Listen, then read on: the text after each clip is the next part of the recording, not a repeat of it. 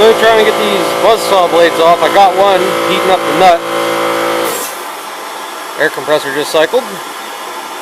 So let this heat up for another couple seconds and then I'll get the impact and hammer on this thing for a little bit. It's going to be interesting once I break it loose because there's no drive on this one. No horizontal shaft, so I'm going to have to jam the shaft or hold it with a pair of something. Channel locks maybe? I don't know. But it's a lot sharper.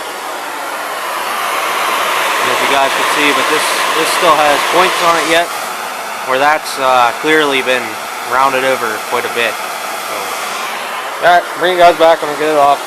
I want to take a picture side by side too. Alright guys, I have been fighting with this thing. That other video I took was at 3 o'clock. It's now almost 4:10. Oh, you sucker. Hold on. But regardless, this has been one of the more arrogant things I've messed with. I never thought how much a rusty saw blade spacer could mess your day up. Because you can't get underneath of it to grab it till this point. Saw blade's too big to fit in my press. I didn't want to hammer on it too much or heat on it too much because it is... Saw blade should be tempered steel, right? In theory. Come on. And because the saw blade's sharp, that makes it more entertaining. I almost got it. Almost there. Almost there. Heck, just getting the nut off this one was tough.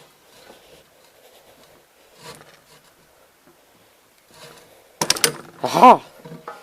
Victory! Thank you! What a pain in the... It's probably still hot yet. It's a little warm, but it's not too bad. So there's the spacer it holds the saw blades on. I should really have two hands for this, but... Oh yeah. I need two hands, but... Give me 1 second and I'll lay it down beside the other one. What a pain.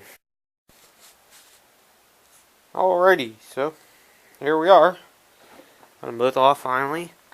You guys can see how rounded these ones are and how pointy that is over there.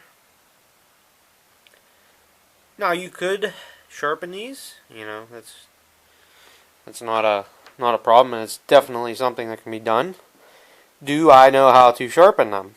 No, I don't. No, I don't. So I'm going to take what I believe is the sharper one and put on here, and I'm going to hold on to that blade, mainly because it was my uncle's, and you guys know I'm a little bit sentimental to that sort of stuff. Just want to make it a little more usable, and I needed the two guard bolts since I broke both of mine. And I actually welded the guard back together for it. It's a real common thing for these guards to be broken here in the center. Don't know why, but the way they're put together, or because the steel, when they shape it, flexes back, breaks the weld. I don't know, while it's rattling. So, okay, I'll put this on here. I won't show you guys that, just because I don't think you need to.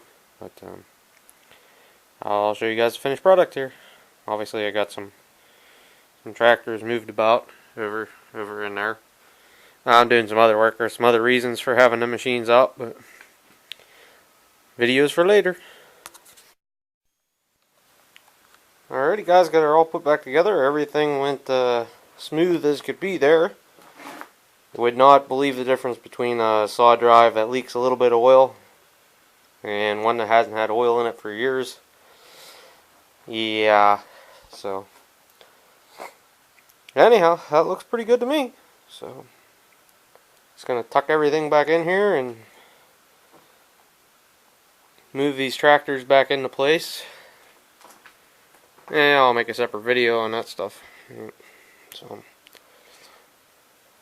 New to it, buzzsaw blade. What the heck did I trade? I traded a, I traded a dual wheel spacer for the half of a buzzsaw. It's missing the horizontal shaft, which is kind of the important part.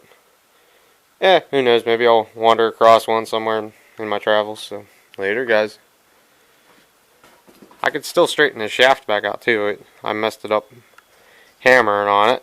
There just wasn't nothing I could do. So have I grind right here on the back side a little bit more. I think I can get the nut to start on it. If I get the nut to start on it, then it would still be a good drive yet. So okay, later guys.